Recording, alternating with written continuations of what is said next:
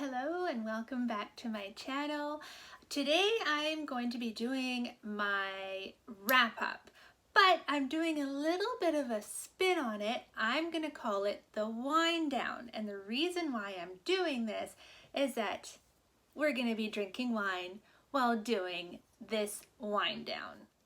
So I'm going to be doing my April and my May wind down just because I read a lot of books and I didn't do one for last month, so might as well just put them all together. So first off, we will do our land acknowledgement. I would like to begin by acknowledging the Nutchelet people, traditional custodian of the land on which we are filming today, and pay respects to their elders past and present. Thank you and welcome back. So today what we will be wining on or drinking will be our Jacobs Creek Moscato 2020. So right now I'm quite enjoying the Moscato. It has a bit of effervescence. It's a great summer drink. I'm probably going to be adding in with my sangria. So let's open it up.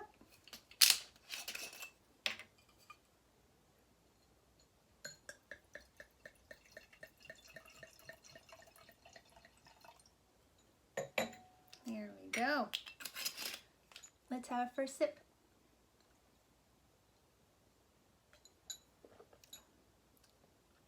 Oh, that is so lovely.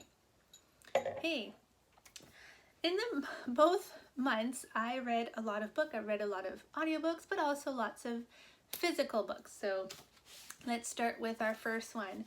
So this one I read for the Owl Create-a-thon, and it is Legendborn by Tracy Dion. I started it in March, but I finished it right at the beginning of April, so I'm counting it as the April.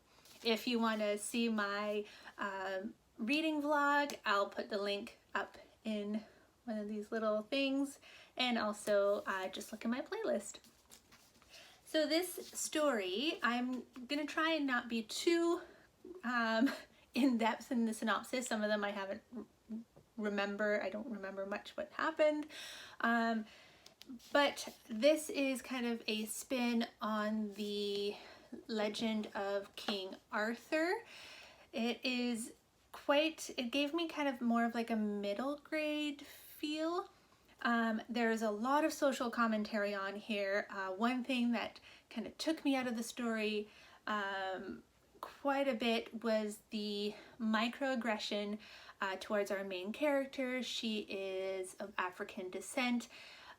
Therefore, you could just think of all the microaggressions, the little dips of racism and things like that, which should not be a complaint because this is her life. This is what she has to deal with every day. Therefore, I shouldn't be complaining that it took me out of the story because that's probably the point of showing you that it kind of happens all the time.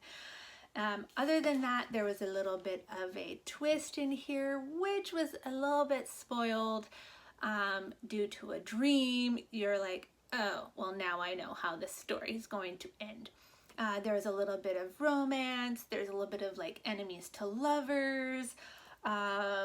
There was a little bit of the, chosen one, and I want to be different, so I'm going to, date an African American, and I'm white from a wealthy family. It was a little bit tropey. But other than that, the magic system was great. There's, like I said, a little bit of a twist on the Arthurian legend. All in all, I quite enjoyed it. It was a quick read, and I would... Next book, The Deepest Roots by Miranda Asebedo. So this one was read in April, and it was from one of the books that was chosen by you in Help Me Choose My TPR in April. So this book, let me tell you, you don't hear a lot about it, and I quite enjoyed it. It has these three main characters. They're born in Cottonwood, and Cottonwood Hollow, and there's kind of a curse set on this town where all the girls develop certain powers. We have a fixer. We have a, I can't remember what the other ones, like I said, this was so long ago. But our main character, she is a fixer. Therefore, anything that is broken, like a phone screen, a car, she can kind of like touch it, figure out what's wrong with it, and then she uses kind of like her fingers to like fix a crack or, you know, fix a broken wire and that kind of thing. Another of our character, she is an enough, which means that anytime you know, I need a cup of sugar to make my cake or something, and you go into the sugar bowl or in the sugar jar, oh, there's exactly 1 cup for your recipe.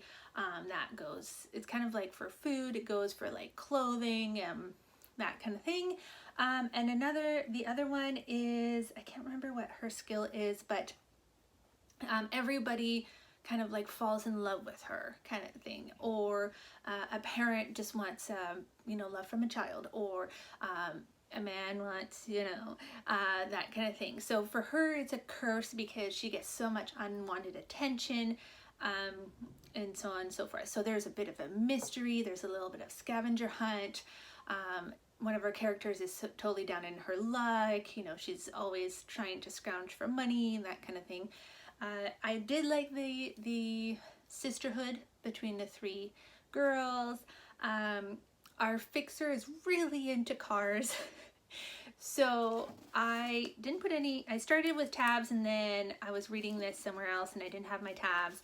And then, but I dog-eared so many places where instead of just saying a car, it's a Mustang GTO blah blah blah, or it's a Ford whatever. I'm not a car person, so it's kind of hard. So I'm sure if you're into that kind of stuff, you'd appreciate kind of that extra detail. Since I'm not a car person, I was like, oh, I don't really need to know about this, but it fits with our character. So all in all, I don't think I would reread it. It was good. And the mystery and that kind of thing was good too, but I would say it's a so-so. Our next book, we have Soul of the Sword by Julie Kagawa. So this one is the second in Shadow of the Fox novels. So I really enjoyed the first book. This one was okay. I liked finding my characters again with kind of continuation of the story. There's still the banter, figuring out what's going on and little side stories and that kind of thing. For a second novel in the series, it's not too shabby. So you follow 2 main characters. One is a half human, half kitsune, which is a fox spirit.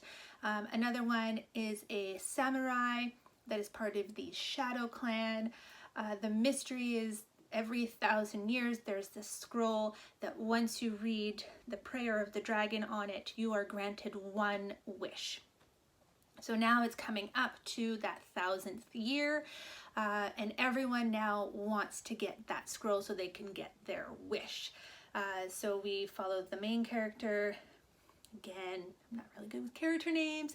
So she grew up in a monastery, and the first one, it gets attacked by demons, and she runs away with a piece of that dragon scroll and needs to return it to another kind of temple for safeguarding. And then we follow our samurai who's been sent by the chiefess of his clan to get the pieces of the dragon scroll to bring it back to her. And through kind of like cunning, our main character kind of swindles the samurai to become her bodyguard, because she's like, I know where these are, I'm going to this temple if you bring me there, you know, kind of thing, not knowing that she has a piece of the dragon scroll. And then you follow their adventure, and then you pick up a few other characters, and it's so fabulous, such a good little like camaraderie and that kind of thing. So if you enjoyed the first one, continue with the second one. And then, of course, you have the third one in Shadow of the Fox. So this one is Night of the Dragon by Julie Kagawa again. So this one, the end was long. It kind of dragged on and on and on. There's this, I guess it's like the fight, kind of like the end battle. We knew it was all coming. It's not a spoiler. The end battle, it just seems to go on for chapters and chapters and chapters, but it's a good conclusion to the whole trilogy.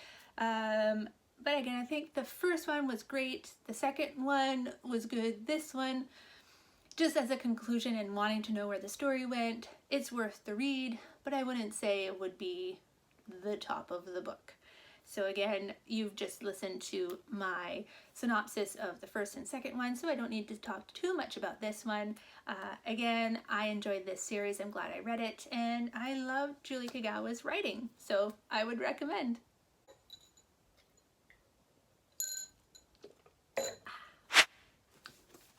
After this, we read Akata Witch by Nnedi Okorafor. So this one, I quite enjoyed it. The magic system is very interesting. It brings you to a different world, a different continent. I listened to it on audiobook, and I would highly recommend because some of the terminology, some of the words, you kind of make up their own pronunciation when you're reading it, but as an audiobook, the pronunciation is done correctly and with kind of like the narrator puts the accent in and things like that, so you really can immerse yourself in the world. So if you're able to pick up the audiobook, I would do that.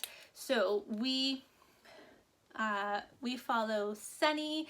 She is an albino Nigerian descent girl. She lives in the States. Her parents are from Nigeria. And of course, her being an albino, she can't be outside in the sun because she burns, yet she loves soccer.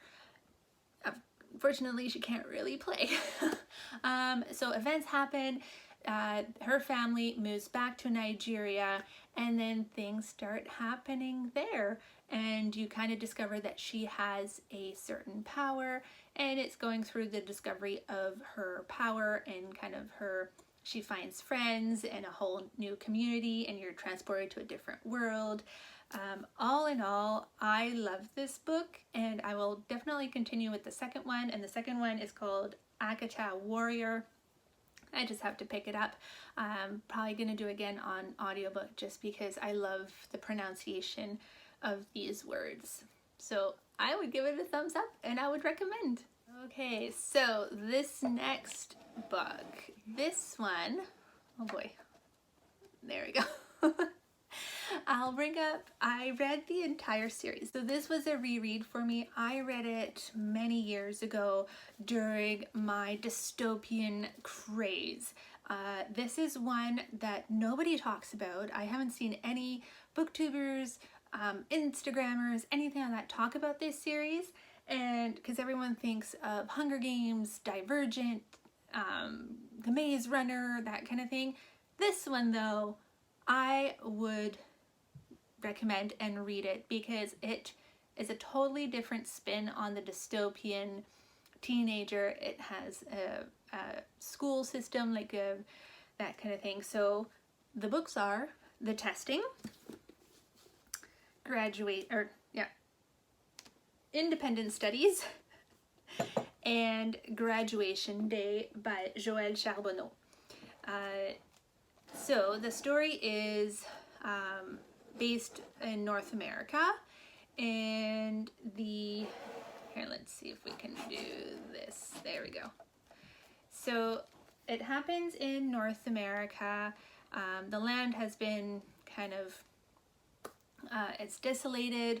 There was 7 stages of war, which the end result kind of like poisoned the entire land of North America, the water, the land, etc., etc. We have a main capital that is slowly, after 100 years or so after this war, they're sending out colonists to kind of repopulate the North America by revitalizing these areas. So we fall, and then every year there is a collection of high school graduates that is brought back to the capital city to attend the university. And we follow our main character who lives in one of these towns, but it's the most remote town in North America from the capital, and all she's ever wanted was to go to this university because there's opportunities and etc., etc. But no one from her colony has been able to go to the university in the past 10 years. She is brilliant, she, resourceful, etc., etc., etc. So one day after she graduates, a representative of the capital shows up in her town, and they say, oh, your test results are amazing, we're gonna bring you back to the university. Her parents are not happy about this. Her dad kind of takes her aside and say, don't trust anybody, it's not what you think. So you can see now where this is going to end up going.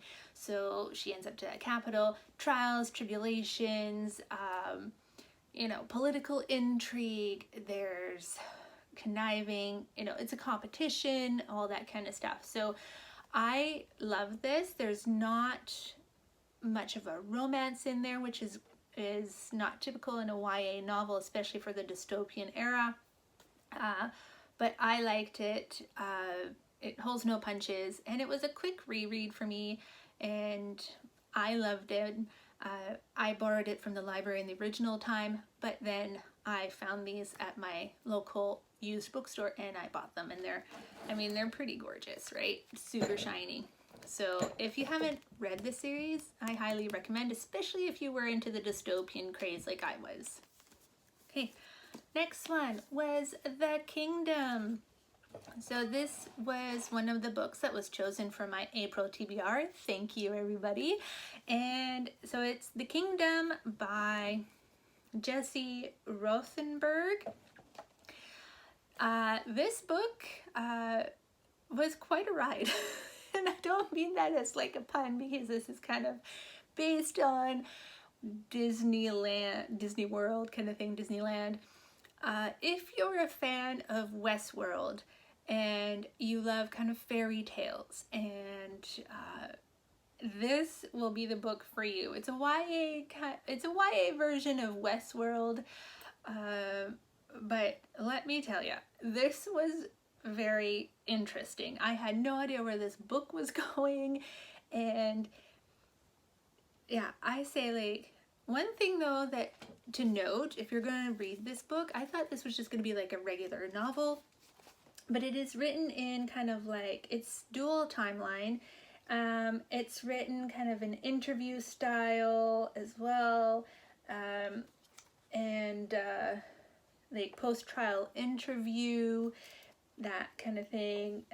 There's like, a little example of like the Kingdom app, and then you can rate all the people, that kind of thing. And yeah, so if now that you know, you won't be surprised, and it won't really take you out of the story. So it's kind of, I would say, like Illuminate Files, that kind of style. Other than that, so we follow the Kingdom, where is a place that people go to escape from their life. And then you have these, I don't know if you like robots, cyborgs, like they are, they have flesh and blood and all that kind of stuff, but they've been programmed to kind of like fulfill every wish and so on and so forth. And it kind of follows like the Disney princess model kind of thing, and they're poised and they're well spoken, and to kind of perpetuate the fantasy of Disneyland kind of thing. So I would say this was a trip. This was a nice little story, especially if you like Westworld. I would recommend it, but it wasn't one of my favorites. A little bit of the story was like, okay, this is dragging on a little bit kind of thing. But other than that, like, I enjoyed myself reading this. And I mean, look at this cover. Like, seriously, right? So there you go. There's the kingdom. And now for my last physical read is The Disaster by M.K. England. So this was the third book that was chosen in You Choose My April TBR. So this one is a sci-fi. It's a standalone. It's a nice little like quick read. It takes you on an adventure. It kind of follows, I would say, kind of like Illuminate Files. You know, it's the teenagers in space and they're gonna save the world, etc., etc. So this band of misfits, basically, they went to the academy on the moon so they can become pilots, engineers, medics, etc., etc. And all in their own terms, they got rejected by the academy for a bunch of other reasons. So of course, on the day that they're supposed to go back to Earth, they're all waiting for their shuttle to go back to Earth. Everything goes black. Some people invade the station. These bunch of misfits end up getting onto a shuttle and leaving and jumping out in space, and they arrive at another planet, and it's discovered that everyone on that station has now died, and an organization has taken over and blaming them for all the deaths on this station. So now they're running away from the law, they're running away from these anarchists, and so on and so forth. And they pick up one other person along the way. Let me tell you, it's a fun adventure, especially if you're wanting, like, you know, space cowboys kind of thing, and like some bit of action, and there's tons of representation in this book from all the different cultures. There's also a bisexual main character, I believe an asexual character, that kind of thing, and it's not pointed out. It's just kind of part of the story. No one blinks an eye, no big deal, which all books should be like that. They shouldn't have to spell out, here we have diverse characters kind of thing. So all in all, I had a fun time with this book, and I mean, look at this cover too, and like, wow, right? So all in all, I like this book. It is what it is. It's not gonna be an in-depth thing. It's not gonna be like, oh wow, it's a literary, it's just fun. Hello, thank you for watching part 1. This video was so long, so I had to do a bit of an edit. Please follow the link for part 2, and those will cover all of the audiobooks. Bye!